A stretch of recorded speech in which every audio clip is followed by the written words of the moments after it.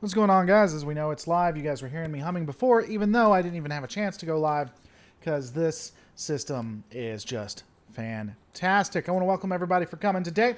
Don't forget to catch me at twitch.tv/Lore Reloaded, as well as twitter.com/Lore Reloaded.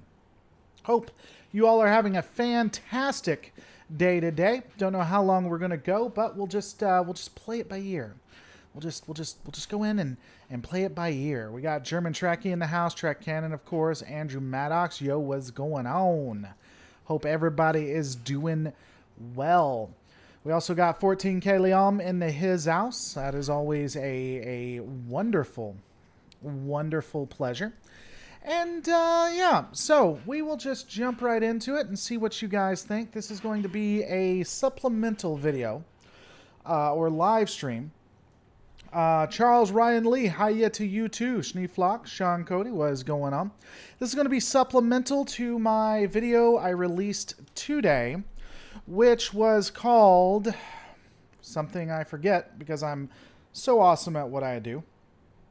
It was called, wait for it, Dominion War, Sacrifice of Lives for Military Tech. I was actually going to do another video for an upload, but I really couldn't find the voice for that video. I still may after this conversation. We're just going to have to see where it goes. Icon Bearer has arrived. Thank you for coming again. It's very appreciated. The Dominion did nothing wrong. The hashtag didn't do nothing. For those who don't know, the Dindu was a CEO who proved all skeptics don't really care and are in it for the money or are complete idiots. One or the other. Kodo 13. Shadow to us. Peachy, always. Who said that? Always fun to see. Honestly, find this channel really interesting. Brings up some fantastic conversation. Well, good, Boomer G21. Good. So, again, this is going to be a supplement to the video that I released today. You really should take a look at that before watching this. Unless you're here right now, then just watch this and then go back to it later. And I still may do an actual video upload of it, but I don't know. I just, for some reason, was having some issues with it. Nice audio in the newest video. Well, glad you like it, German. So, let's kind of break that down and have that conversation. In the most recent video, which I'm discussing the ship, what's up, Michael Weir? Huge supporter of the channel and a really great guy. So in the ship, we see we see Munez get hit with a weapon. He's grazed with a weapon. I actually have some Expanse videos up, Surf Trek, so if you want to take a look at that, I'll try to link them later. Icon Bearer helping out the channel, making sure that it continues to grow and that I can pay the lights, saying, keep breaking down the lore, my friend. For you, buddy, I will. Now, I'm going to say this sentence and actually finish it. You guys ready? Because this rarely happens on live streams. Here we go. When you take a look at what Starfleet does, like Munez, when you take a look at Munez, when you take a look in the ship, or you take a look at other orderlies who give their lives or die for whatever reason, it's very intriguing to see how that is put up against how Starfleet reacts and what occurs. It's also really consistent with what happens in the real world, I think, as well.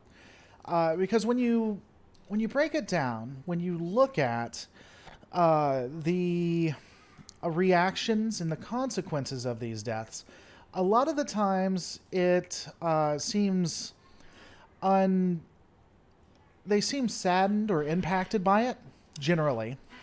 But in a lot of instances, they would do it all over again. I guess what really makes it unfortunate, or I guess sad, is when you look at what they say they are and what's on the tin versus how they're dying. And hear me out here.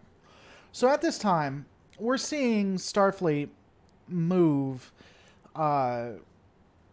towards being more militaristic, or at least admitting they're military again, right? But before that, and specifically in TNG's pacifistic era, they weren't a military. It was exploration. And that's what they presumably we're telling everyone. So you have engineers, command staff, even the security, and the science. Hey, you know, we are a military organization. We are, or not, we're not a military organization. We're exploration. We just want to go out and to discover new worlds and new things. And so that's why these people sign up. They sign up because they want to expand themselves and to explore. And yet, they're now being forced to fight this evil empire, you know? This evil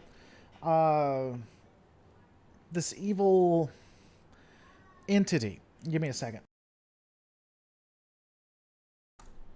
And so these people are dying when they didn't sign up for this. A lot of people hate Discovery, and I think that there are legitimate reasons not to like it, that it does a lot wrong. There is one scene that I really like in Discovery, in the second episode, I think. And what it is you have, well, the first episode kind of leads up to it, but we're just going to look at the second episode. So you have Burnham, she's in the brig. And I believe he's a science officer. He hits his head and he's disoriented and something is wrong with him. And he walks into the brig thinking that he's in the sick bay. Just because, again, it's war and there's something happened to him. And he is just confused because they're in the middle of this huge battle. And he says, you know, what's going on? We were supposed to be explorers. Why are we shooting? Why are people shooting at us? Why is everyone shooting at each other?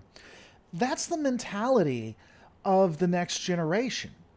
And so when Munez joined up, which would obviously be before the Dominion War, before even the Dominion probably, but definitively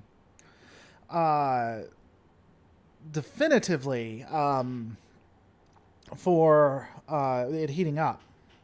So he joined probably before they knew the Dominion, definitely before the Cold War with the Dominion started heating up. And so he loses his life for what Starfleet effectively was telling a lie. Now think about that. How insidious is that, right?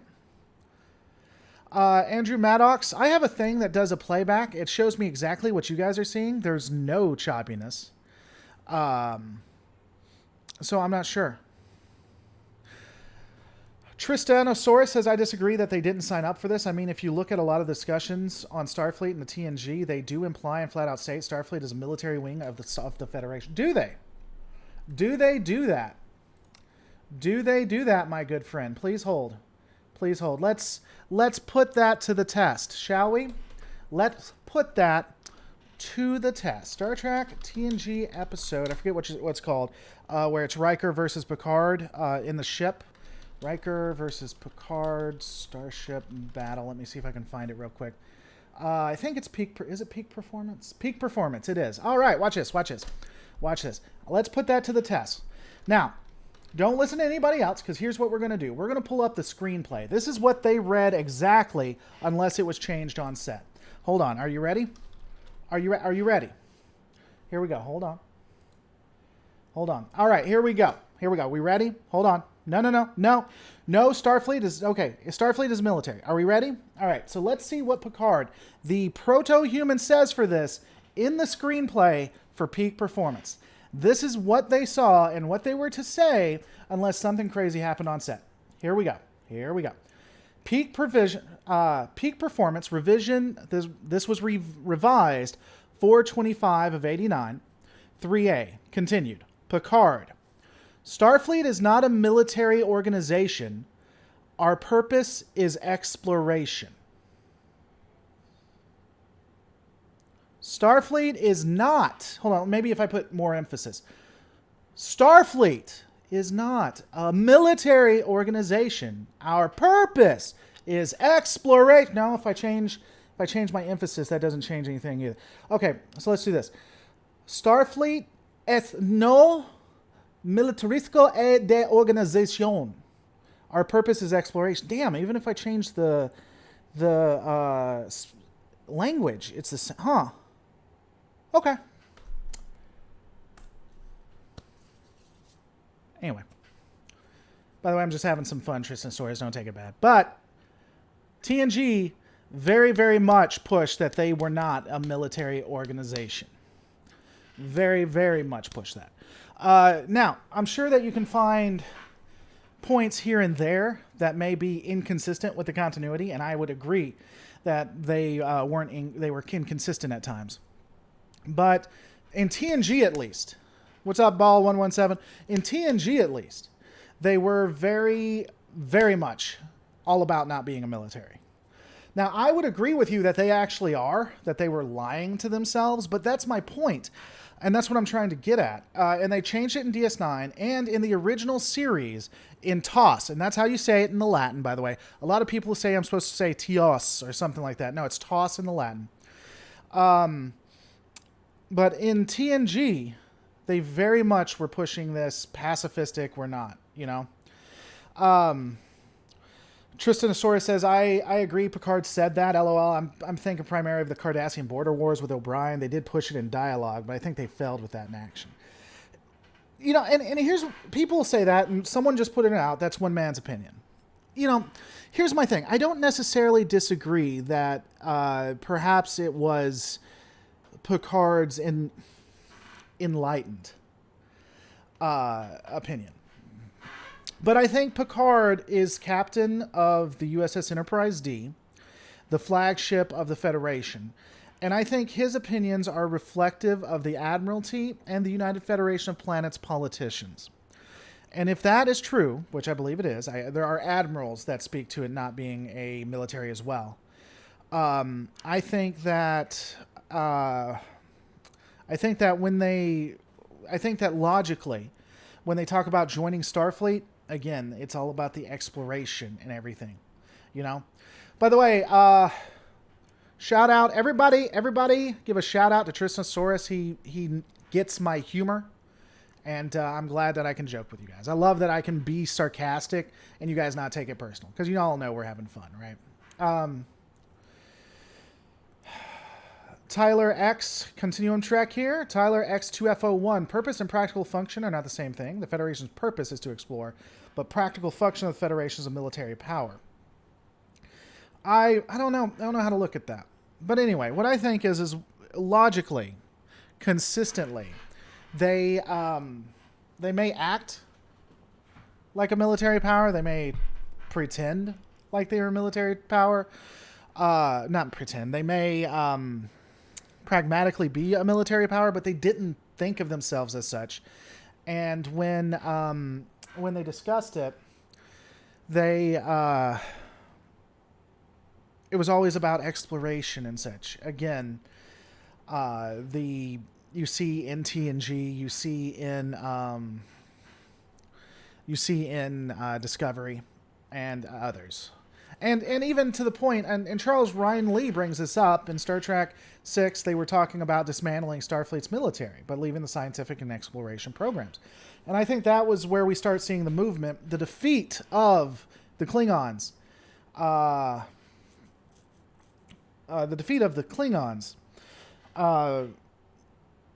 Pushes them to more of that mentality. And something that was brought up, the Cardassian Wars, right? The Cardassian Wars, the Cardassian Border Wars, the Maquis issues that they have, the Zenkethi, and then there are other institutions where they have battles or wars as well, which are more regional and not big like we see with the Dominion.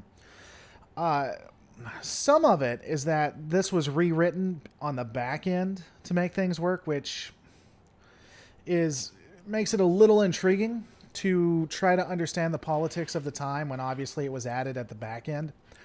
But I do think, again, you could make an argument that they may always have been a military, but the top echelons, your Picards, your admirals, and such as that, they were delusional to a degree, maybe. Aerial Ballet, hellos, I'm here. Would the TNG era be considered as militaristic as the Coast Guard? the Coast Guard, if the Coast Guard had, the weaponry of the military, Coast Guard is, I mean, the full might of the United States military, United States, or whatever country, a full-on military. The thing about arming exploration vessels is the right to self-defense, to a degree. All right. So here's the thing. Ariel Ballet giving $10 helping out the channel. By the way, guys, one of the ways that I keep the lights on, one of the ways that I do stuff like this is by support from viewers like you. And one of the goals I have to do is to, keep things incoming and such. That number is actually wrong. I need to adjust that number. The one you're seeing below me. But anyway, thank you so much, Ariel Ballet, for assisting. The problem is that, yeah, you can say it's for defense and all of this fantastic gobbledygook. That's fine. Hey, we're just doing this for defense and stuff. But when you arm it to the nines, that doesn't really look sincere. The Galaxy D, for its time, during the TNG stage, was one of the most, by Federation standards, was one of the most well-defended and what's the word I'm looking for? Well-defended and powerful vessels. And so, when you say, well, this is just for exploration, well, yeah, it's just for exploration. Sure, that's fair, except for you can destroy entire planets. It's just for exploration, but you can destroy the Cardassian military with like 4 of them. So you can sit here and say that it's for exploration. That's fine. But I think that it doesn't come off as sincere. A lot of people don't buy it. And if you really are for exploration, then you should have things that are similar to an Intrepid, I would say. And Intrepid was... it's a little overly armed. It's a little heavily armed. But it's closer to what we're talking about when it comes to exploration vessels than a Galaxy-class starship. Merrick Makanemi helping the channel, always absolutely one of the biggest supporters. Like Michael Weir, so appreciative. Thank you so much. Do they ever mention a Federation Marine Corps to go along with the naval tradition of Star Trek? You think the ship security would fall under that, but I don't remember if it's ever mentioned. They don't. However, in The Next Generation, they talk about Starfleet security. It's in season 1. How Starfleet security is one of the best, if not the... Well, no, they say it's the best in the entire Alpha Quadrant. That they are expertly trained and that they are able to take on most other militaries. So you don't need the Marines. You don't need any specific division because that's what Starfleet security is. They even go through, there's a couple of episodes, all of this is Tasha Yar, a couple of episodes where they show how much training and how hard it is to be in Starfleet security. Now, we end up never seeing that because security gets the ever-living hell beat out of them. But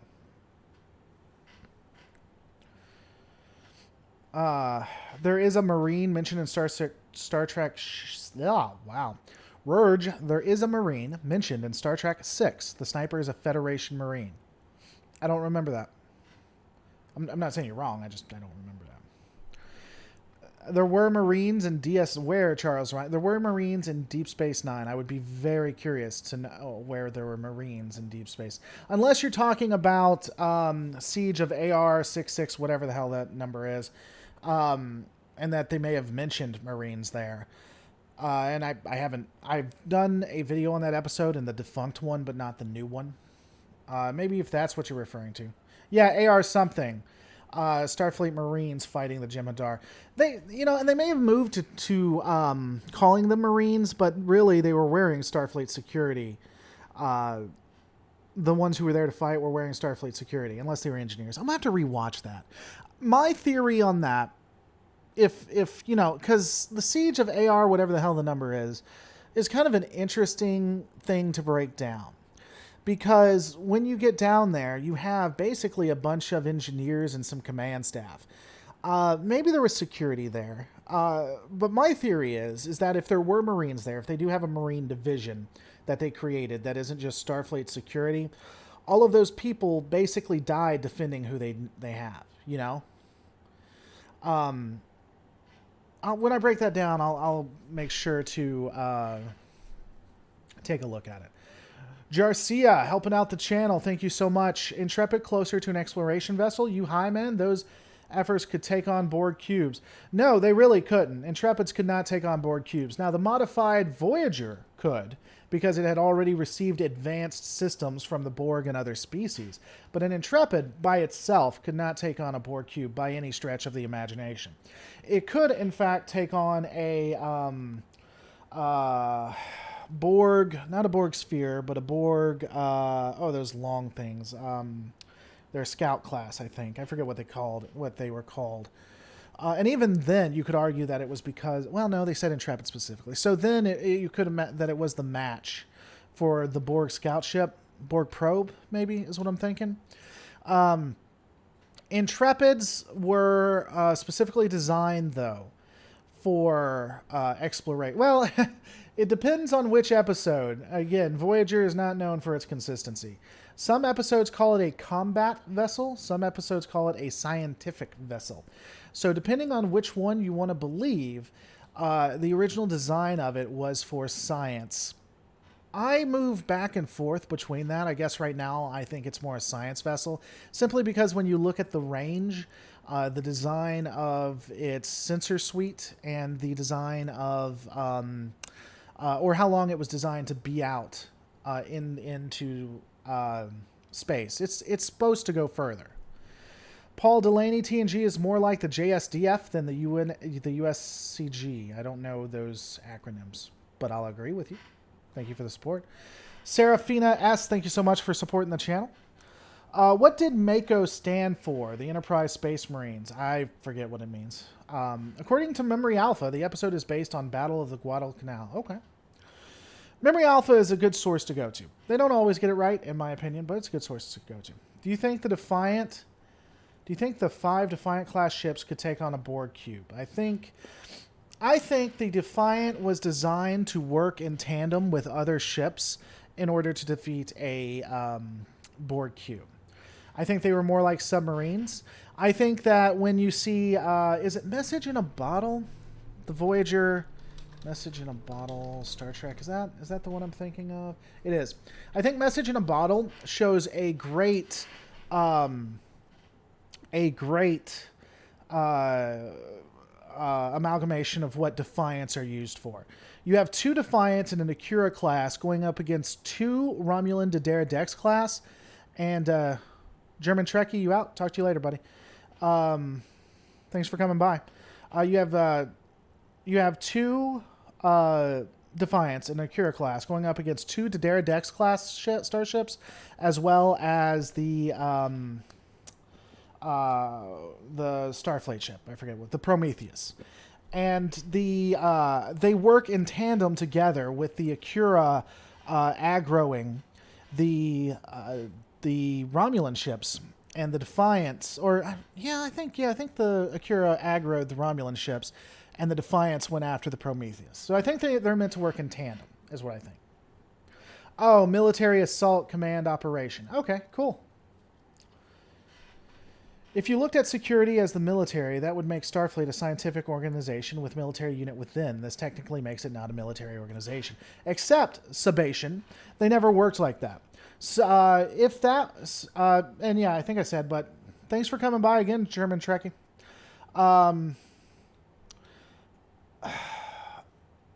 When you looked at military operations, security didn't take over. They listened to the command staff, and the command staff made all of the decisions. So I don't think that that's how it actually worked. JDS Japanese Self-Defense Forces, USC United States Coastal Guard. Gotcha. Okay. Why do you think, other than the Defiant 1 and 2 and the 2 in Message in a Bottle, why we never see any other Defiant class ships? I think they wanted to focus on the hero ship, which was the USS Defiant. I don't think they wanted to confuse other non-hero ships with the hero ship. And if you show 20 Defiants in a battle, that makes the Defiant less important or less unique. I don't know much about the Enterprise G, so I can't really speak to what I think about a fleet of them. In the episode, they are Starfleet soldiers or something like that. Okay. The U.S. Navy does research and exploration all the time.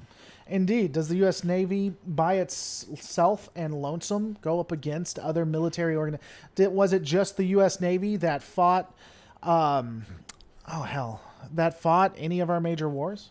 Just them? Paul Delaney, thank you so much. Yeah, Japanese Self-Defense Force and U.S. Coast Guard. USC Draconis was designed to stand toe-to-toe with a Borg cube. 3 hulls, battle hull 1 and 2, and a pressure hull. Well, that's an interesting design for sure.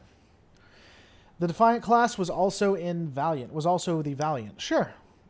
But they only showed like 1 or 2 of them, which I think even pointed that out. I mean, in Deep Space Nine, the episode, we only saw, how many? 2 different Defiant class ships?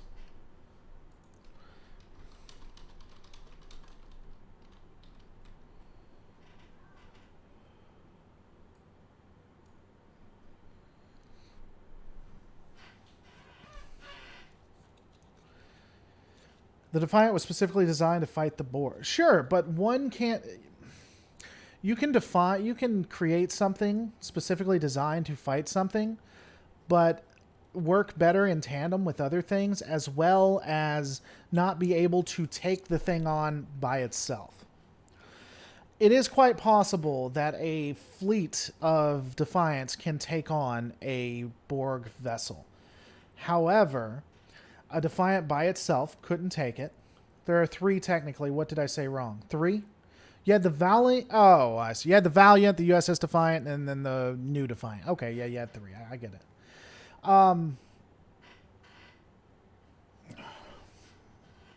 Sure.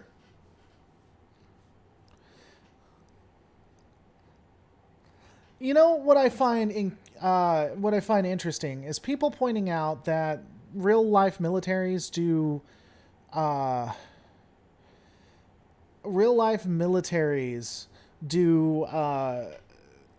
exploration and such. Can you please tell me how that at any point is, I mean, it's relevant in that they both do research, but they're drastically different. The U.S. military doesn't bring people on to say, hey, let's go ahead and discover how many different squids exist. They bring them on to say, hey, you may kill some folk, but while we're not killing people, let's go ahead and discover how many squids there are. You can see the different mentality before that, right? Rod B. Rules, have you ever heard of the Wolfpack tactic for German U-boats? I feel like if the Defiants did something similar and formed a pack, they could screw up Borg. I said that. I agree. I think they work better in tandem with other ships, but I didn't say they couldn't. Yeah, no.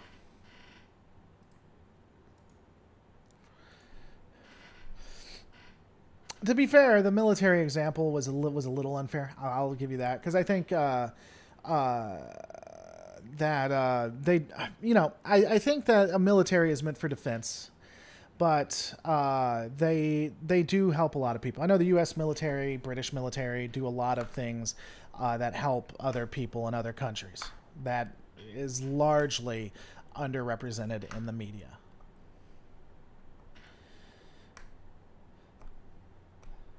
I believe that there was at least 3 Defiant classes at one time. This is not bad. If you're watching this and you haven't caught up, that's fine. I'm not angry at you or anything. I think it's funny, though, because some people just feels like the sync is either off or they're not watching it live. And we still get comments on that. Starfleet is military. They just don't like to admit it. So you can call them a quasi-military. Or a paramilitary is what some people call them. I don't know. I just think it's interesting and it's unfortunate that the way they act, the way and their call out, because again,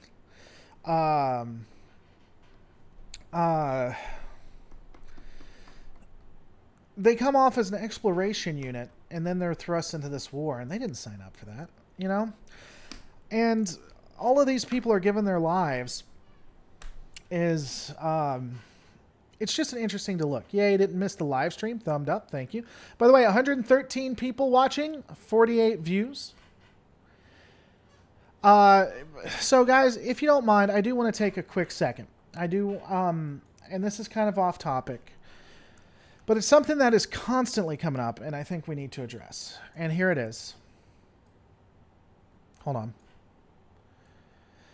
So this is from CP Lassen, and I'm just, you know, CP Lassen always gives intelligent responses like this all the time, and I kind of wanted to address it because I felt it was fair. So CP Lassen says, man, I'm going to be honest here. You never comb your hair. The lighting and cam angle literally makes it look like a smelly basement. I genuinely love your material, but your live stream imagery is terrible. Take it for what it's worth, but my wife said your stream sounds fine, but looks gross. Again, I love what you do, but clean up the imagery, FFS.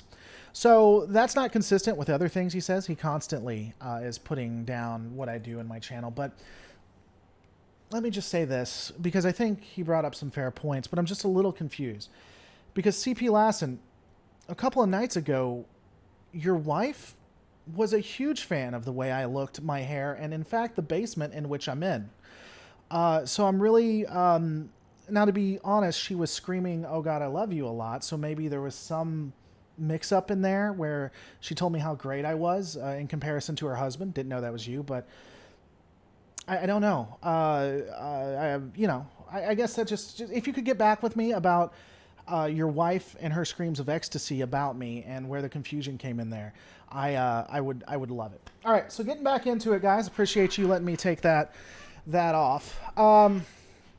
Orataka Tinga, the best first reaction fleet would be an Akira, 2 Prometheus, 3 Steam Runners, 6 Sabers, an AWAC of some sort, and 12 Defiant. Well, yeah, I mean, if you... Oh, did someone... Yeah, someone gave Ariel Ballet topping it off. Thank you so much for the support, the $10 support. I appreciate it.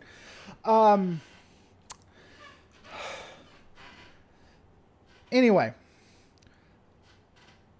You know, it's always interesting. People talk about having different, what fleets you would put together. But I would be very, I don't know what good response fleet you would want, right? Because the problem with the Federation and the problem with, EWACs or AWACs, whatever you're supposed to say.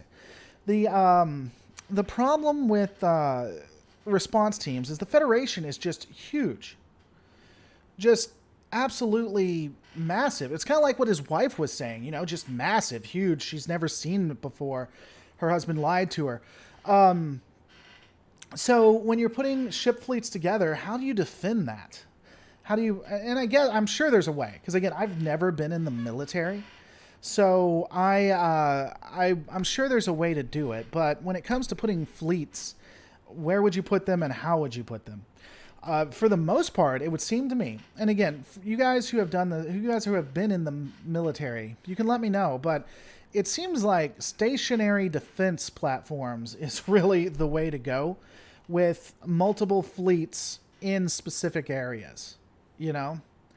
But I'd be curious your opinions, and you let me know. Hey, I'm not going to deny how good lore looks. It's that messy hairstyle. I'll do it for you, Ariel Belay. That's why I'm here. You know, a fleet of Mirandas and Oberths for task force cannon fodder. Well, that's what I always believe, that's how you get rid of your political enemies. Just station them on Oberths. Just do it. You know, just let it be done that way.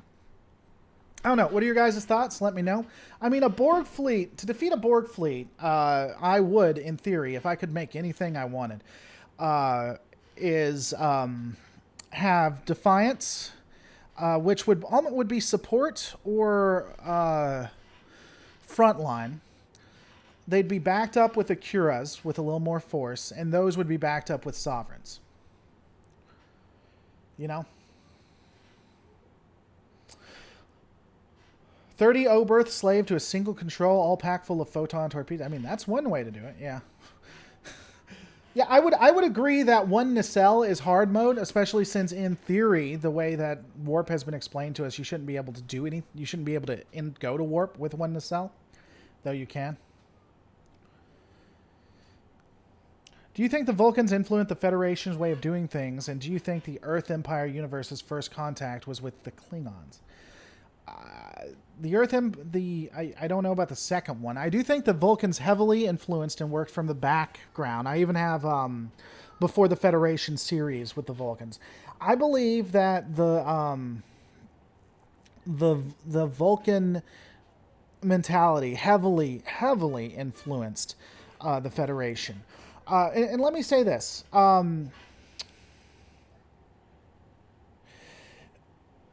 The Vulcans, when we first see them in Enterprise, they, regardless of what they say, they like to explore, they like to survey, whatever you want to call it. They have a code of ethics where they don't engage unless you meet a certain criteria. And they are pacifist. In theory, well, after the what is it, Vulcan High Command is dethroned, they become pretty pacifistic, very much so. So when we see Starfleet, we see a organization that is based on exploration, that pushes for that, has a code of ethics where they generally don't intercede unless you've met certain criteria, and and are highly pacifistic in some instances. So I think that if humans influenced it the most, well, if humans and Andorians, I'd say, influenced it the most, then definitively Vulcans were a close second, in my opinion. By the way, guys, something I forgot to set up. Let me do that real quick. So here's what let me explain this a little bit since I have people watching. So if you look below, I'm trying to figure out a way to do this. Believe it or not, I don't necessarily I rely on you guys watching and on, donations and stuff with you guys just supporting the channel. And I'm still working out. I don't actually like asking or talking about it, believe it or not. The one thing I'm starting to do, though, is as you see below, that's the daily channel goal. I have to make that in order to eat, whether it's through ads, through you guys, however we got to go. I also want to do something where I take some time off, maybe like a day or two a week, and script and put together a really nice, really quality breakdown of the movies. And so I don't get it up now, but what I'm going to do is when I do live chats, live streams, if you guys give chats and we meet the daily goal, I'm then going to reset it for what I need for that month in order to take those days off and really bust it out. I'll be busting it out either way, but I think this is a way of being more transparent with you guys and just saying, hey, if this is what we want, great. If not, no biggie. And I don't know. If you want to get feedback on that's fine. It's just something that I'm trying out. But anything after the $50 is going to go towards the movie fund, and if I can reach that in a month, then whatever's left, I'm going to take a couple of days out and actually work on the movies for you guys. And what's interesting, I think if you guys don't mind just me talking about it for a second, I already told, if you're a Patreon, if you're a patron, you already know what's about to happen. But I'm going to try for the first movie, for fun, I'm going to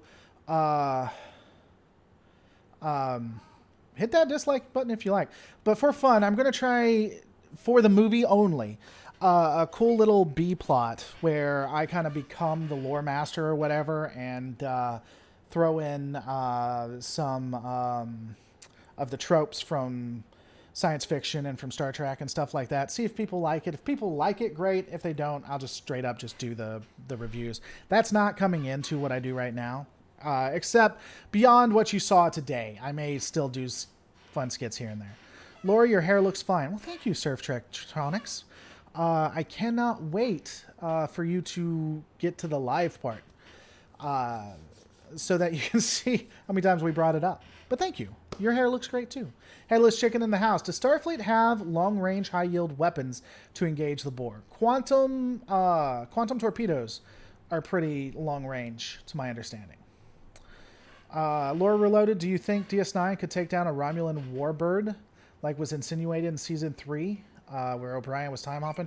I do. I think DS9 by Season 3, definitely Season 5 and 6 could take on not just one warbird, but quite a few. I don't think the warbirds... and I've actually talked about this. If you go to my Dodera Dex breakdown, even in later TNG, but definitely into DS9 and late DS9, the Romulans were stagnated. They hadn't really advanced like all the other empires, especially the Federation and Starfleet. And so I don't think the Dodera Dex, while it was still pretty powerful, I don't think it was really as big a threat as it used to be. I think an Acura class, because if you look, going back to what we were talking about, message in a bottle, the Acura went up against 2 Dodera Dex classes like it was nothing. It aggroed them and let the Defiance deal with the Prometheus. Now that either takes some huge balls, or the ship's a little more powerful than we thought. I know that DS9 is taken over.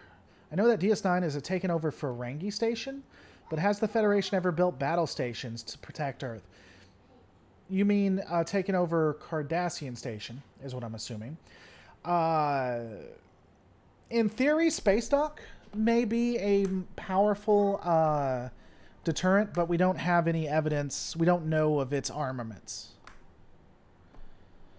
The one good thing about Discovery is that we could see strategies and tactics in their battles during the Battle of the Binary Stars, but they had that in DS9 too. They did. Deep Space Nine was really the... was it 3 Dodera Decks? I thought it was only 2. Well, I mean, even than 3, that even makes more of my point. But what I was saying, DS9 was the one to have big space battles. I think it was due to technology, is why you only ever had 1 or 2 ships in the Next Generation, but now they could do it in Deep Space Nine. I agree, Discovery took it to the next level, and I do enjoy the battles. I even do a battle breakdown of the Battle of the Binary Stars. And you get to see that more. I agree. The Cardassian station looks much nicer than any Starfleet station. Starfleet stations look like mushrooms in space. Sure. Starfleet ships look like saucers, too. So there's that.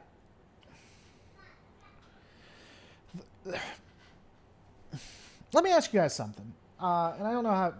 Going back, because it really bugs me. I'm on the fence. Do you guys mind the daily channel goal below me? Or would you prefer me just to be straight up and say what the monthly goal for the channel is? I don't want to do the monthly goal because people look at it and they don't understand what it requires to go into doing a channel. So they're like, oh, that's too much or that's too little or whatever. I don't know. I don't even know why I'm talking to you guys about it because you're my friends. DS9 was a Cardassian station called Terra Ignore. That is true. That is an interesting question. Is there anything preventing something like a photon torpedo being launched from within an atmosphere? No, we see photon torpedoes launched and detonate within an atmosphere. Thanks, Voyager, which makes no sense because a photon torpedo detonating in an atmosphere should cause massive destruction, but it doesn't somehow in a Voyager episode. Hopefully the United Federation of Planets or Starfleet might have repaired Empok Nor to be their outpost. Maybe. Space Dock has said that Space Dock was capable of being a beast if they had advanced warning to arm it, but Earth Space Dock is unarmed out of paranoia for hijackers. I would be interested to see where Space Dock says that. There is no, to my knowledge, no canon, absolutely no canon to support that. That is not putting down Space Dock. I love Space Dock. They're a great channel. But there is no canon at any point that supports that. That's also, if that is the reasoning, if that's what the Star Trek writer says, or Star Trek somewhere says, that makes no reason. Why build ships? Why would you ever build a ship when a ship can be taken over? And a ship, we know, a Constitution-class ship can take out a planet in a matter of minutes. Oi, got to get dinner. Heading out. Outies, guys. Talk to you later, Headless Chicken. Always fun to see you. Headless Chicken, actually, I knew Headless Chicken long before the Lore Reloaded channel. One photon torpedo is equal to 100 megaton nuke. It's something stupid like that. That was, I believe, that was said in a TOS or TIOS, either movie or episode. It's something like that, and somehow does not level planets and kill everyone in Voyager. And also, let me go back to that. And again, this isn't... Let's remove who said it. If they're afraid of Space Dock being taken over, Space Dock, at a minimum, is run by fusion reactors, possibly warp cores, or antimatter, matter-antimatter reactors, right? It doesn't have to have weapons to screw up Earth, to give people on Earth a bad day. All you got to do is figure out how to rig it to do a warp core explosion or a fusion core explosion, and then just aim it for Earth. And you've basically destroyed Earth. So that reasoning makes no sense to me. How come Starfleet has hundreds of systems, thousands of ships, and yet takes 5 years to put some decent weapons in the most strategically important starbase in the quadrant? Space Jesus, I guess? I don't know. By the way, guys, if you're watching, I'll have it next time, tomorrow. But once the daily goal is met, I just need a monthly goal of $300 more. Whether I get that through memberships, Patreon, or through Super Chats. Once I hit that, I'll be taking 1 or 2 days off a week, so you won't get that. But I will be putting together hour to 2 hour long movie breakdown. Space Dock doesn't need a lot of armaments because of Mars. Yeah, the Mars defense platform. That's all you need. Mars defense. That's all they have. Has there ever been a Vulcan warship in Star Trek? There has. If you take a look in Enterprise, they have several ships that they didn't call them warships, but they were warships. Star Trek Enterprise and Star Trek Discovery, on that new timeline, their photon torpedoes would be as powerful as the quantum torpedoes. Since the Prime universe, their Section 31 is no longer secret. You're mixing up timelines. Star Trek Enterprise and Star Trek Discovery are canon and in the Prime timeline, whereas I think you're referring to the Kelvin timeline where Section 31 is no longer a secret. Leave Space Jesus out of this, you e-begging fool. Yeah. Leave Space Jesus out of this, indeed. The Life Dyslexic. By the way, if you guys have Twitter, check out The Life Dyslexic. For those who don't know, I actually have a daughter who is dyslexic, and they do wonderful work and show wonderful organizations and give great tips for dyslexia. So check them out. I don't know if they have a YouTube channel. I don't know if they use their YouTube channel, since they obviously have a YouTube channel. I don't know if they use it, but definitely check them out on Twitter. Yeah, Mars will help a lot during the year when it's on the wrong side of the sun and every 2 years. Even giving it to them. Let's say that the enemy comes in where Mars is and Mars has a chance. Their 3 fighters, I'm sure, are going to do a whole lot of good. Their 3 fighters are so epic that most people didn't know that the fighters were fighters. They thought they were just torpedoes. Now, those were fighters with people in them, and they were just killed. All 3 of them. Or 2, or how many ever had, you know. Timelines in Trek is generally messed up. I would agree with that, VX Gaming. Definitely. Star Trek Discovery doesn't exist. Okay, well. We talk about the thing that doesn't exist. Intriguing. Here's the better question.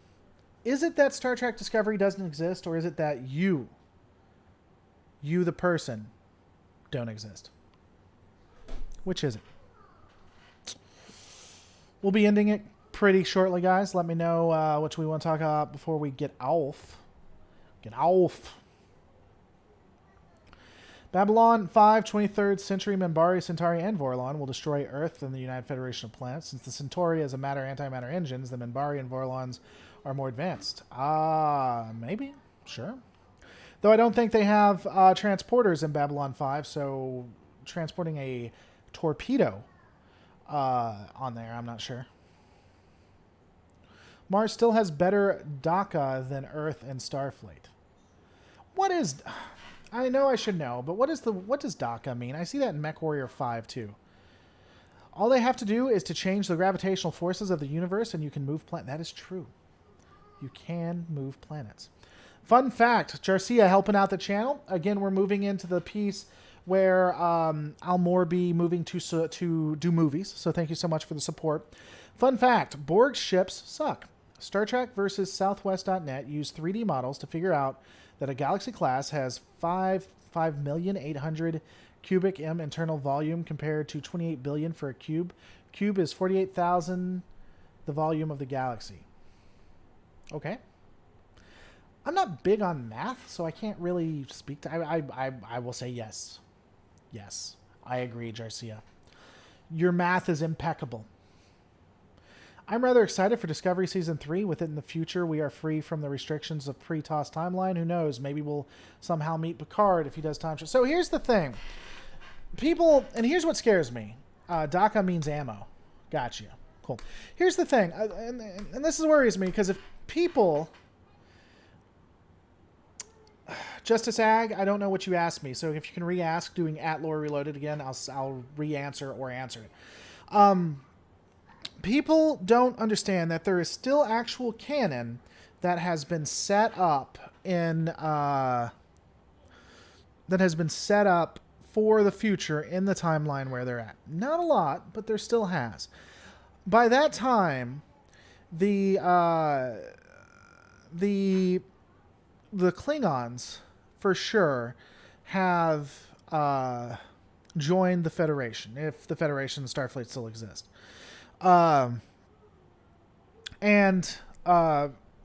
There's some dialogue to make me believe that the Romulans have too. But for sure, the Klingons have. And if most people don't know it, I'm not sure how the writers are. Do you think Section 31 has death quads it sends to invaded dangerous Klingon colonies to eradicate them in secret? And then Starfleet colonizes them? No, but I wouldn't be surprised if they had death squads that took care of people that needed to be taken care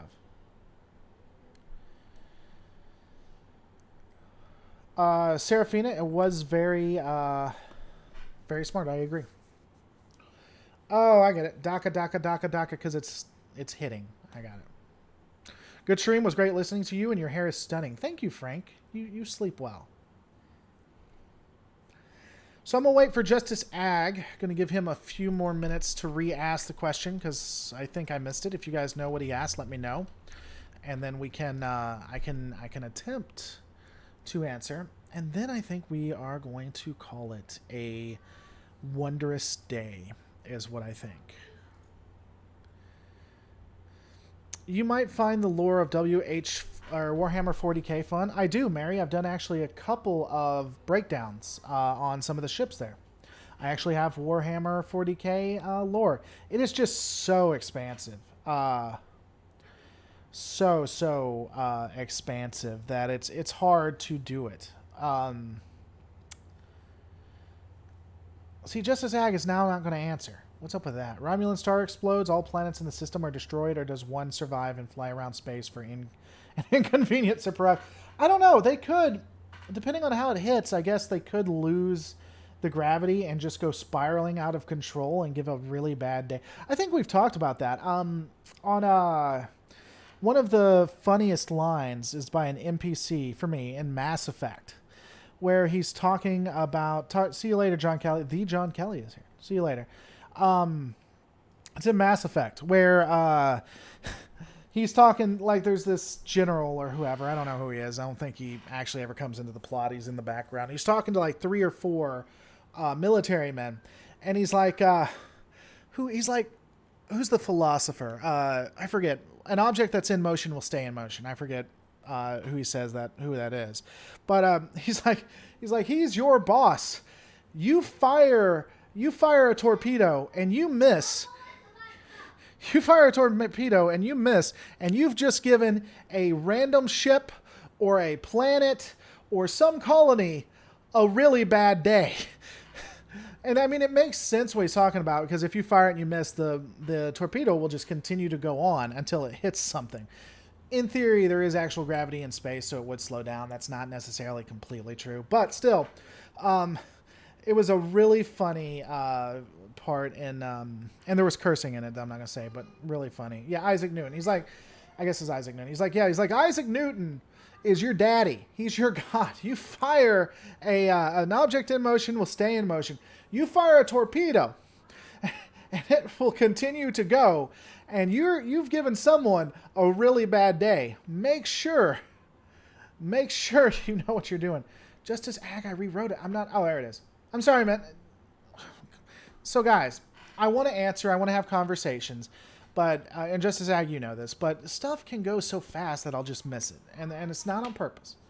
I believe that Voyager would have been better if it took place during the Dominion War and in the Gamma Quadrant.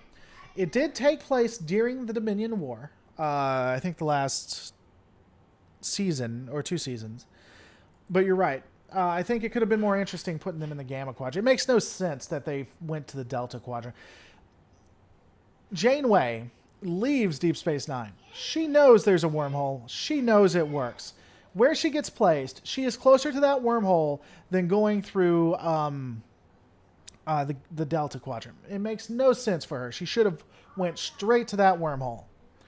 It is a huge plot hole. Or, well, no, I mean, you either call it a plot hole or you show how Janeway is the ultimate villain. Laura, do you think we're going to see a new Starfleet in Picard or more of the same from the end of Deep Space Nine? Definitively new. I think we're returning to a TNG Starfleet. I really do. Insane Way. Yes, Insane Way, which was coined from the much beloved SF debris. Do torpedoes have a max distance then explode for safety? That has been the theory. In the real world, I've had military people say that things that are fired have a mechanism in them where they spin, and once they get that many spins, they'll just explode to limit civilian casualties. It would make sense that Starfleet would do something like that. What's going on, Death Be Told? And it seems logical to me that they would do that, but apparently in Mass Effect, they don't. Apparently in Mass Effect, if you fire a torpedo, that torpedo is going to hit something. It's just a matter of what or who. Yeah, I'm about ending too, Rodby. Always good to have you, buddy. She was searching the Badlands for Chakotay's ship. Her mission was to find the Maquis, so it's not a plot hole. Let's address both of those. First, I wasn't talking about her being in the Badlands. I was talking about when she was transported to the Caretaker. When you look at where the Caretaker is, where they were placed, they are closer to the wormhole than they are going through the entire damn Delta Quadrant. But let's go ahead and address that. Let's go ahead and talk about her being in the Badlands, which makes absolutely no sense. Later seasons show us that the ship isn't complete, that they leave without all of their munitions. The ship itself starts out at Earth. It goes from Earth to Deep Space Nine, then to the Badlands. There's no reason for that. It left unprepared. Now, why is there no reason for it? Well, the Intrepid is made so that it can be used in the Badlands. That said, I wonder if there was another ship. Now, everybody stick here with me. Can anybody think, was there another ship that arguably could handle better in the Badlands, and that has already been in the Badlands, and is done by a crew, has worked in the Badlands, and would be able to find it a lot better? Was there a ship that was closer, and actually had a port of call that was closer to the Badlands, so it didn't have to travel all the way back to Earth, and was fully stocked? They had all of their stuff. They didn't leave unprepared. What ship from where? If there was any ship anywhere. I never thought of it, Peter Hogg. The USS Defiant. I never would have put that together. Wonderful. That is a great good call out. And the Excelsior. Apparently they had an Excelsior too. So, in my opinion, that is still a massive plot hole. Not one I get all that upset about. And I wasn't talking about that. The Farragut. Yeah, it's the USS Farragut. Yep, that was the one. You know what they should have done? They should have sent the Farragut, the USS Excelsior, the Excelsior, and Oberth. The Grissom, the USS Grissom. The one that was destroyed. They actually put it back together. I'm the Chakotay of YouTube, Michael Phelps says. Chakotay was like a wall dressing. People just expected him to be there. Didn't love him or hate him. So I don't know how to feel about that. Did the Defiant even exist at that point in time? It did.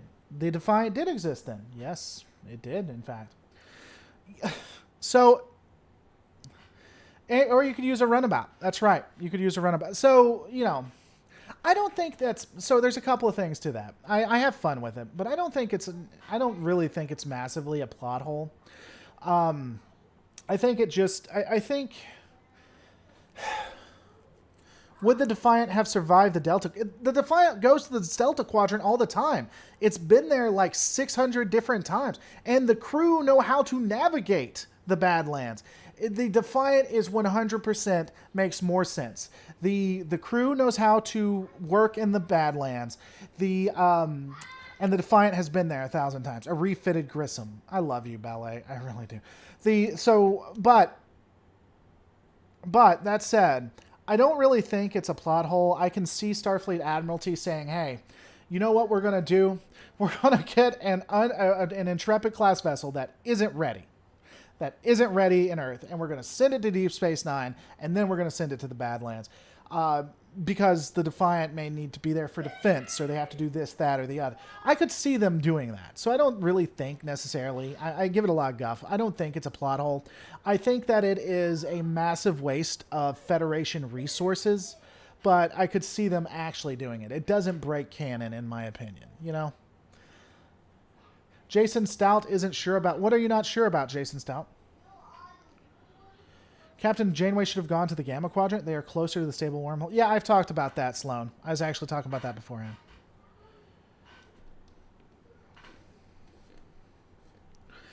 I don't see the big deal with Voyager not being ready. The Maquis ship was hardly a threat if they had caught them. The big deal about it not being ready is that there's no reason to send it when there are other ships ready. You know, it's not that it couldn't handle the mission. Well, first off, we know the Dominion exists and the Cardassians are given trouble, so it's not just the Maquis they have to deal with. But let's even ignore that. It's just that there were better options than the Intrepid class vessel. But I mean, militaries or exploration outfits make stupid decisions all the time. Drive the US... Don't fly it or anything. You're literally going to drive it. Drive the USS Grissom over next to the enemy flagship and dare them to shoot it. Voyager was launched only a month, 90 stardates, after Defiant was introduced. Might have still been under repairs from the search. I disagree. Well, first off, 90 stardates is quite a few stardates. But I disagree that it wouldn't have been repaired. And even if we assumed that it was, again, thank you for the support, Jersey. Even if we assumed it does, runabouts are still faster and easier. Because you're telling me, literally. So look, this isn't a completely 100%. This is about the only resource on paper that is even halfway considered to be canon. Star Trek Alpha Quadrant map. Hold on, give me a second. And even this isn't 100% accurate. But you're telling me... Let me pull this over here. Don't you love kids? You're telling me that... Alright. So Deep Space Nine is to your left. I don't know if you can see my cursor. You probably can't. You see the red? That's demilitarized zone. If you look at it, Deep Space Nine is one of these yellow dots right here, I believe. Earth is all the way on the right side of the map, over here near the Klingon and Romulan border. So you're telling me, when you're looking at this, that they're going to take a ship from Earth, fly it all the way down to Deep Space Nine, then go to the Badlands, because that's going to make more sense than just fixing the Defiant or sending runabouts. I'm not saying that they didn't. That could have even been the explanation of why. It's just not logical, if you know what I'm saying.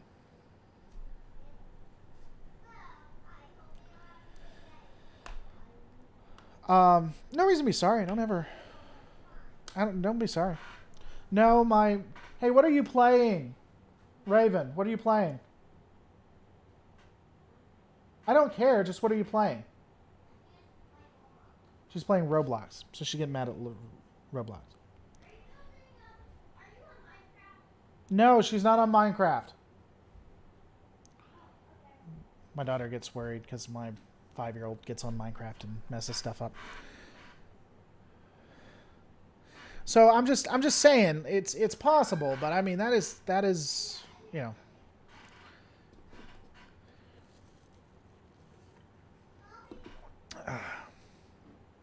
Again, I think I don't want people to take this wrong. Jarcia, I'm not.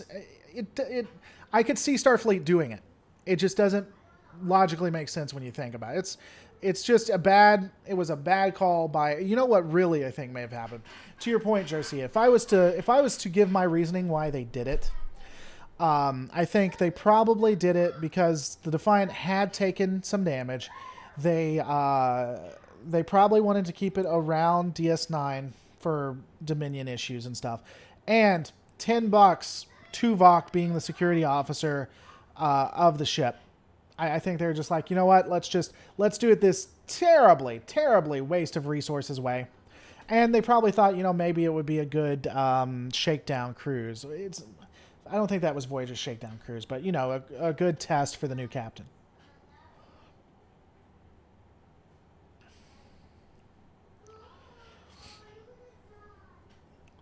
Why send Voyager from Earth to the Bajor sector? Yeah, that's my point. Do the Borg have shields?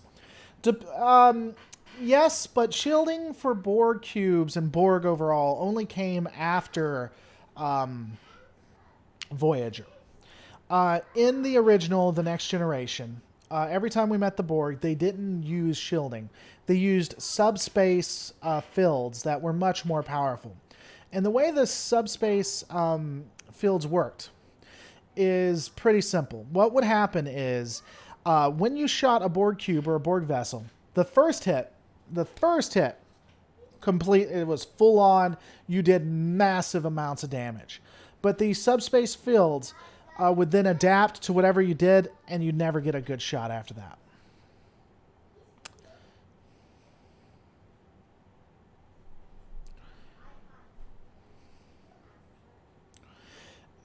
They also call them subspace fields. I mean, they may have also said electromagnetic fields, but they were also subspace fields because, again, I did a complete breakdown, and that was one of the big deals. I do think that the assimilation of some of the Starfleet crews and such, and the constant battles with the Federation changed changed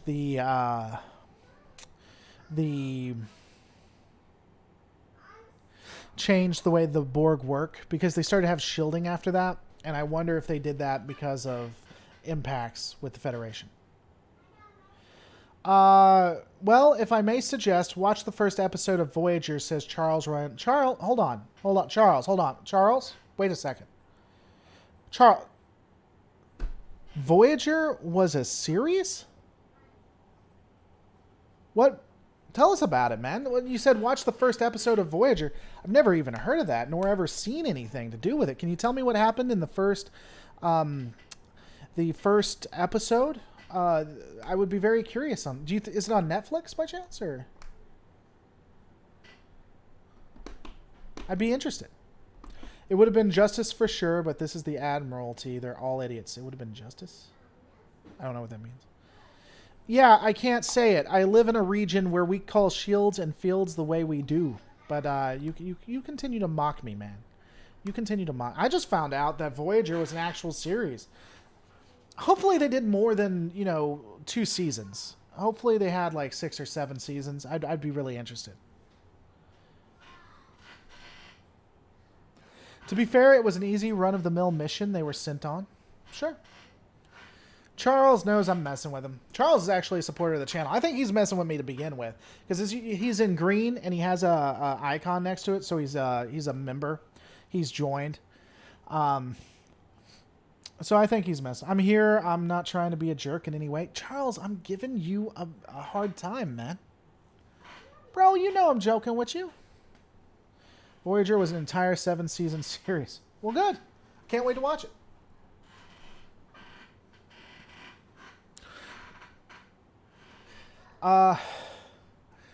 What kind of power does the Borg ship? We never really get. They never really tell us what it runs on. In all seriousness, Charles. Okay, so joking aside, I can be sarcastic. I apologize if that came off wrong. Joking aside, where do you think I'm wrong? I have watched Voyager more times than most people on this chat. I can assure you of that. I can say I have watched the series more times than most people. I have watched the series more times by now than most people will in their entire lifetimes. I have watched it way too much. In all seriousness, and yeah, I know it lasts 7 seasons, that's why I said that. In all seriousness, where did I go wrong on it? Where do you think the show counters what I said?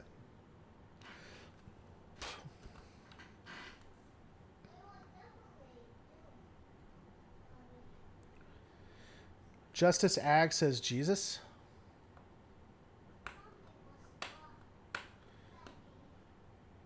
You haven't watched the full series, says Ariel Ballet. Since Ship Shields... Well, I mean, you guys are surprised that I've watched it a lot. This is what I do for a living. I break down episodes and stuff, So, what,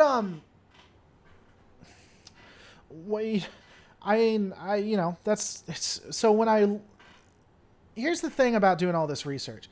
If something happens in one episode, in TNG, DS9, Enterprise, it's not just to itself, or Discovery, it's not just to, it's not just specific to that episode. I have to watch other tie-in episodes. If something happens in TNG that deals with the way the warp bubbles work, it might be impacted in Voyager. So they all interact with each other, so I watch them different. Yeah, so my question, Charles, is why... Well, first off, me watching it multiple times wasn't to you. It was everyone else who was surprised. What exactly in the first episode is counter to what I'm saying, I guess? Why do you disagree? I don't mind that we disagree. We may just end up agreeing to disagree. But what specifically in it? You see what I'm saying? I've watched the original series 3 times, The Next Generation twice, DS9 once, and Voyager once. You've watched Voyager so many times. Yeah, I know. To be fair, we are expected to believe the Federation are stupid if we were to try and rationalize Starfleet's decisions with any degree of competency. Ariel, now I'm picturing Lore in a room rewinding the Tuvix dying part over and over, saying, no, why? Tuvix, yeah, that gets me every time. I mean, the cold-blooded murder of an individual who doesn't want to die, it's just sad. So, he literally begs for his life and she kills him. She just murders the guy straight out. It's just, it's one of the cold-blooded. I mean, seriously, say what you will about Janeway. Well, no. Let me rephrase that. Say what you will about Sisko. No. Say what you will about Janeway.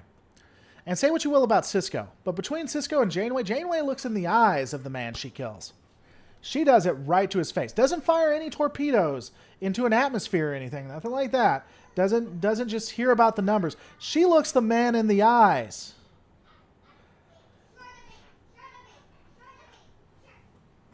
She looks the man in the eyes. And she pulls the trigger. She kills him himself. Just bam! Dead! You know what? I don't like you! And I don't understand why you think the ship was unprepared for the Badlands. The reason why I say it's unprepared for the Badlands is because in later episodes, I think later seasons, it talks about how in earlier seasons too, it talks about how the ship wasn't prepared. That was one of the points. The Voyager leaves unprepared.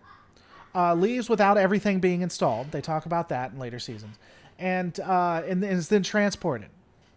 That was one of the plot points for the ship going all the way out there.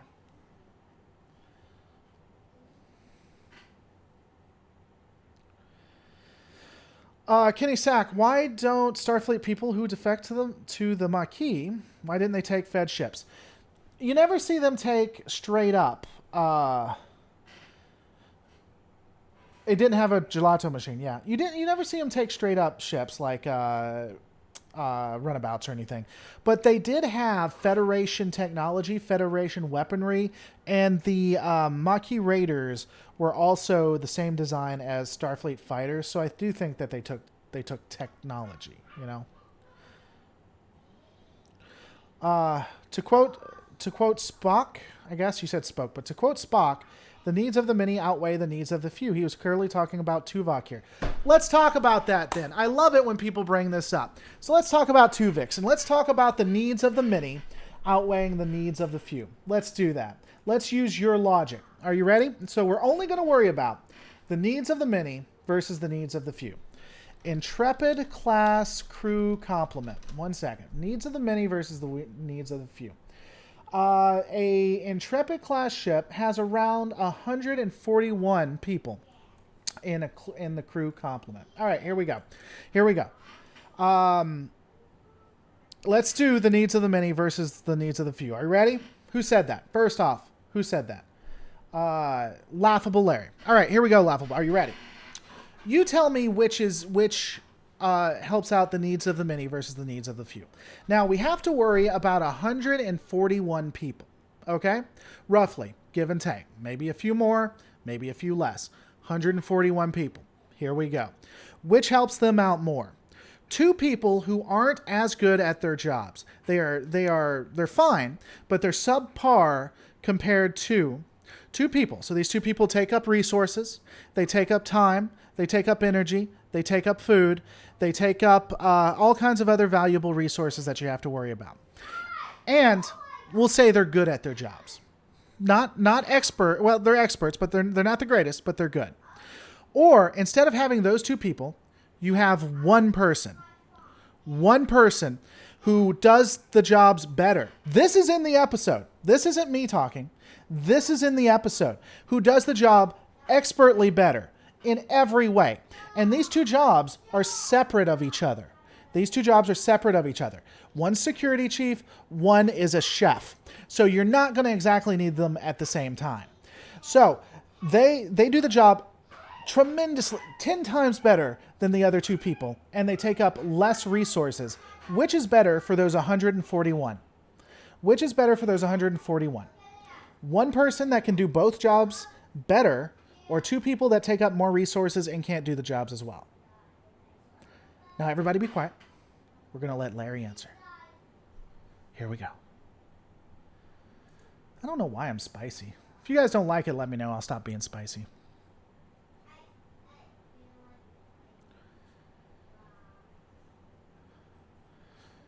While we wait on that, Captain Geronimo says variable geometry wasn't as good as tech used in Sovereign class. That's why it was never seen again. They made it better? That's possible. The Akira class was supposed to be that.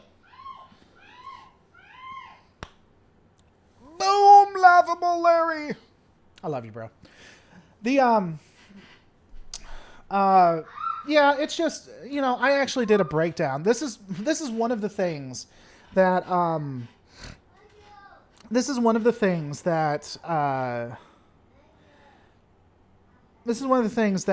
a majority of viewers who watch my channel, subscribers, disagree with me on.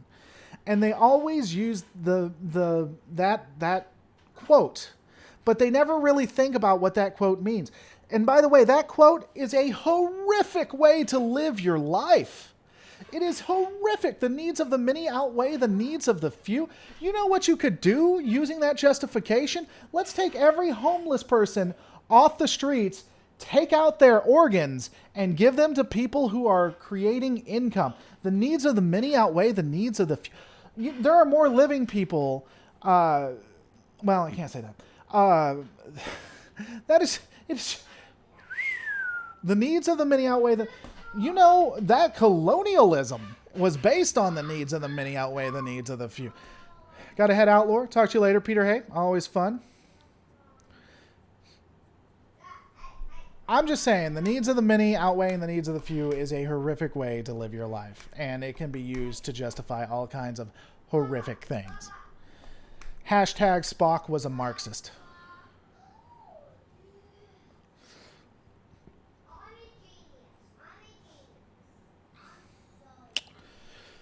You know, yeah, the thing about Vulcans is they really could get very spicy. So would it be okay to kick those two out to the curbs? Charles Ryan Lee, so would it be okay to kick those two out to the curb?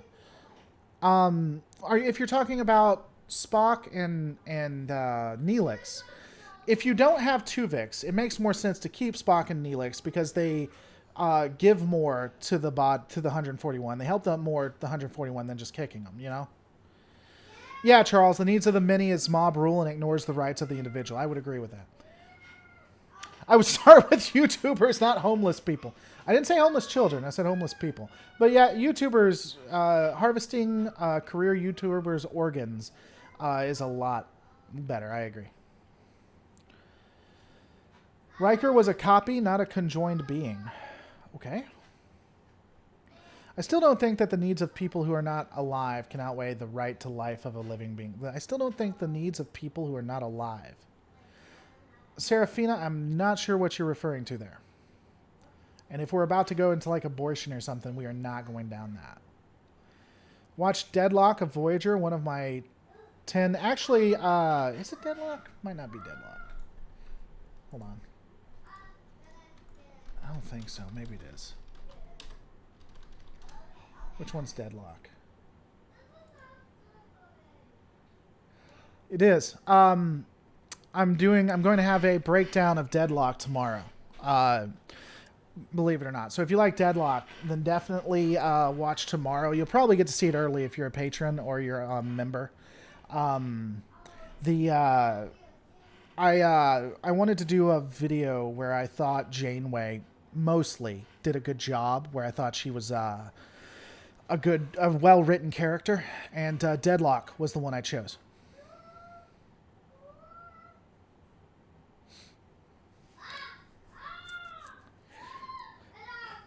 Well, Tuvok and Neelix were not alive at the time she killed Tuvix to resurrect them. Oh, you know, I have never heard that. That is an interesting opinion. Tuvok and Neelix were not alive at the time she killed Tuvix. That's an interesting way of putting it. I've never thought of that. Huh. The only thing that keeps Tuvix from being the worst character on all Trek is the fact that he only showed up in one episode. Okay.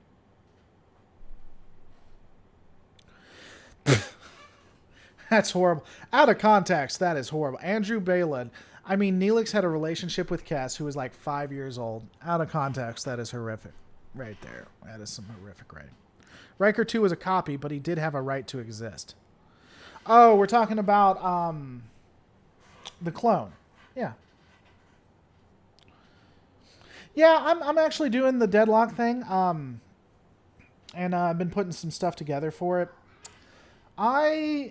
I like it, but the Vidians in it, the Vidians are just a horrific entity. They really impact me. The Vidians are one of the go-tos for why you should never have families on an exploration ship.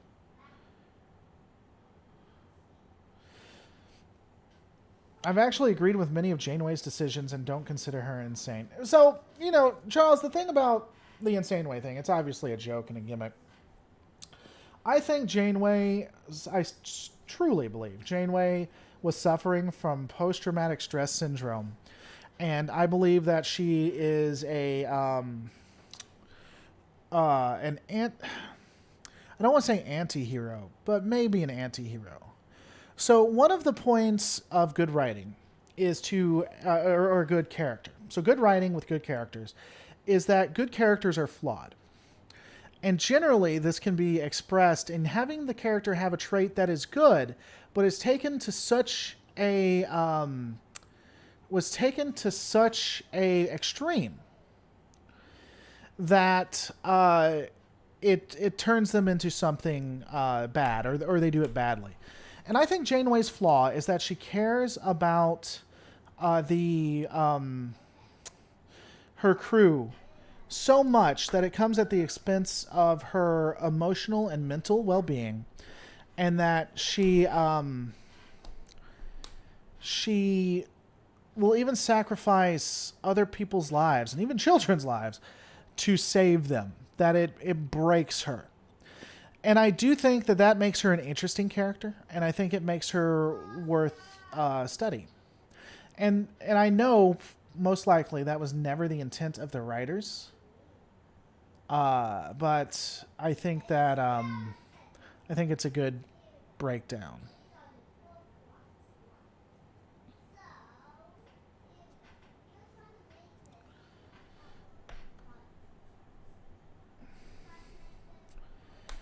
Guess that's just me then, but to me, Tuvok and Neelix effectively died in that accident, and they no longer existed as living people. No, Serafina, I think that's I don't know if you're talking to other people, but I think that's actually a wonderful discussion, a wonderful breakdown. I never thought of it that way, but I think that makes a lot of sense, quite honestly.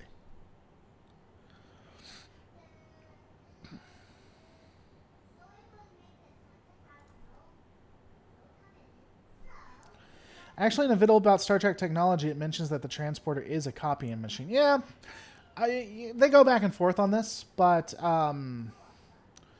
they do point that out. And then sometimes it's not, but most times it is.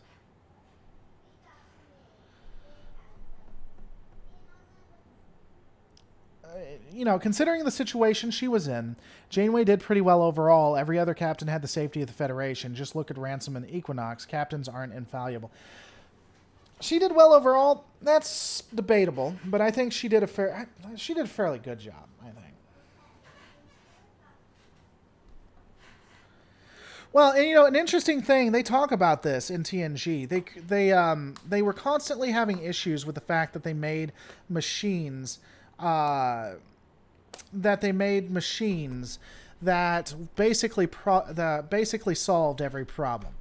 They would come up with an idea, and then the transporter could fix that problem, or a replicator could fix that problem. That's why in TNG certain things couldn't be replicated, or the transporters would go down.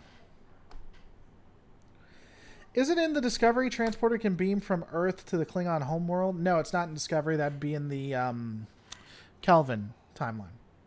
Did Thomas Riker survive? We don't know. We have no way of knowing. There are games that speak to it, but there's nothing in canon.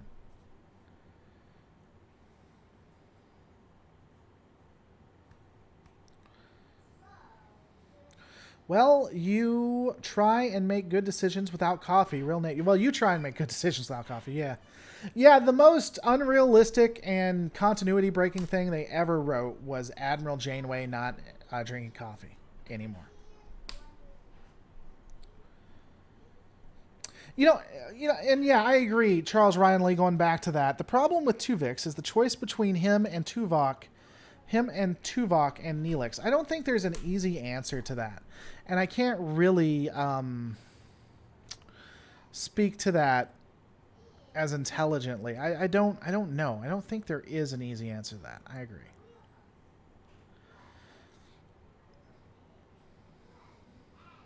Captain Janeway was more a scientist than military, a leader, and she had flaws she had to deal with. I agree. I think putting her next to Chakotay was a mistake, too. You know what I think would have made her better was to make her the XO and have the captain die in Caretaker, and then have her have to go with the crew. I think that would have added more dynamics.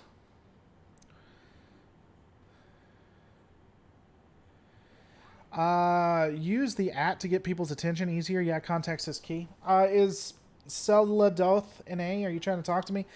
Guys, my screen goes so fast, it's hard for me to talk to a specific person. So Celadoth, if you've attempted to talk to me a couple times and I have not answered you, it's not on purpose. Do @lore reloaded, because it actually pings up to me. Talk to you later, Justice Ag. Thanks for coming by.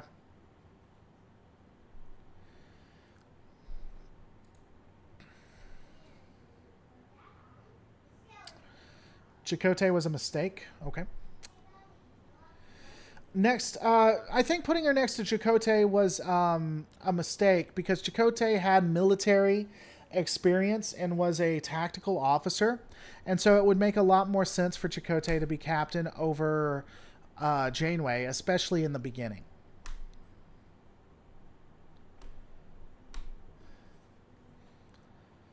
Yeah, so Celadoth or Takatinga is right in that if you actually do the name and then put a space, not anything attached to it, it pops up different. And for me, it actually gives me extra alerts.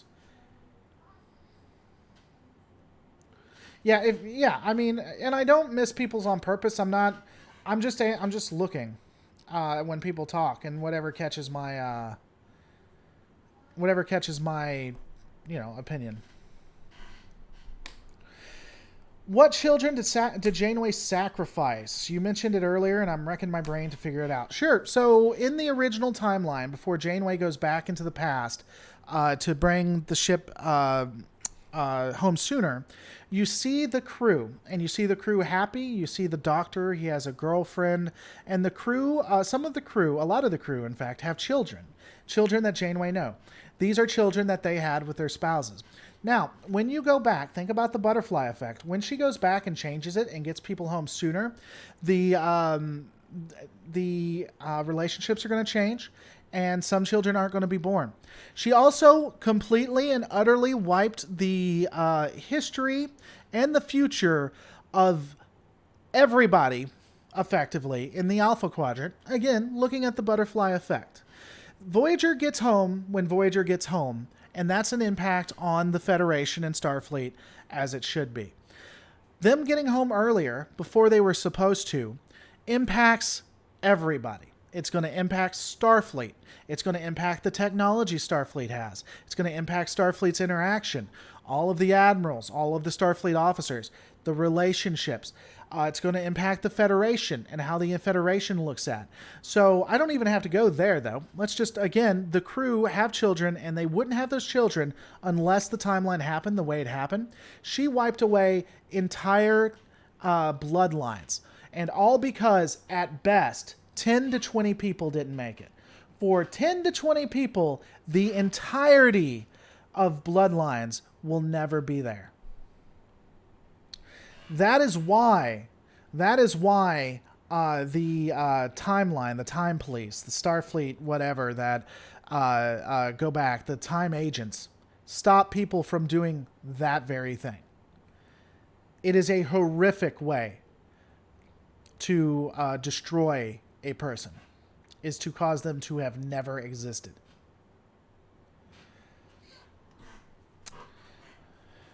Charles Rhineley, it is in fact, it can and it cannot be. Time travel is treated inconsistently in Star Trek. So you could try to Thanos way. She's Thanos. She's Thanos before Thanos was Thanos. You could try to argue, well, there's hyper time, and those people still exist, or something like that. And there are some episodes that may prove that, because again, they use time travel inconsistently. But still, I believe it's impactful. Admiral Janeway, Captain Janeway, couldn't be held responsible for what amounts to someone else's actions. Admiral Janeway was the one to do it. Admiral Janeway was the one that did it. So, I mean, she literally... It's like... I mean, I don't know. Maybe you're responding to something else, Celidoth, but if you're talking about changing the timeline... So, Dan Cox, why didn't the time agents stop her? Temporal investigations. Why didn't they stop her? I actually have a theory about that. I think that the temporal investigations, I think the time police make changes when it would negatively impact the Federation. And I think there's evidence for that. Remember, they have stopped Voyager in the past. They have went back and changed the timeline and kept her from going in the past, or from getting to the Alpha Quadrant in the past. But they don't stop her here. Why? The reason they may have is because now Voyager has Borg technology. Now Voyager has the ability to take on the Klingons, to take on all kinds of other powers. Now they have all of this new technology that gives an unfair advantage to Starfleet. And if we believe some of what they say, where there are other temporal agencies, maybe just maybe they can only go so far before those other agencies get upset. So maybe they're like, hey, you know, we're stopping here, here, and here. Oh, this one just happened to get by. Oh, no, what can we do? But we do stop other places, you know, so I don't know.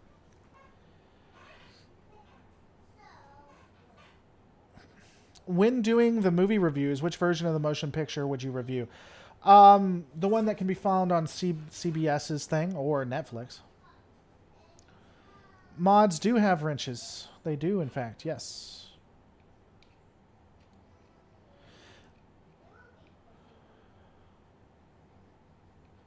Oh, I mean, if you're trying to say that, you know, Admiral Janeway did something that Captain Janeway didn't, I mean, you're technically right, but first off, temporal timeline people don't believe that. I don't know. If they are monitoring all time, then why did a temporal agent become a hobo on Earth for a month? Yeah, I mean, that's fair.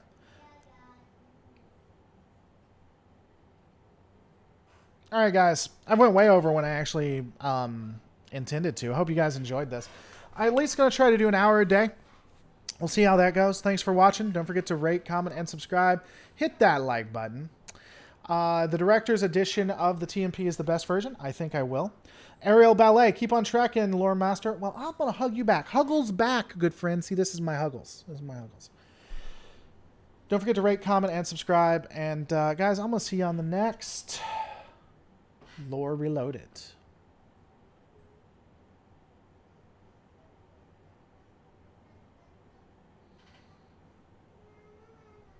Now it's all quiet and stuff. All quiet. All quiet. I'm actually waiting to see. There it goes. It caught up with the hug. All right, now we're out.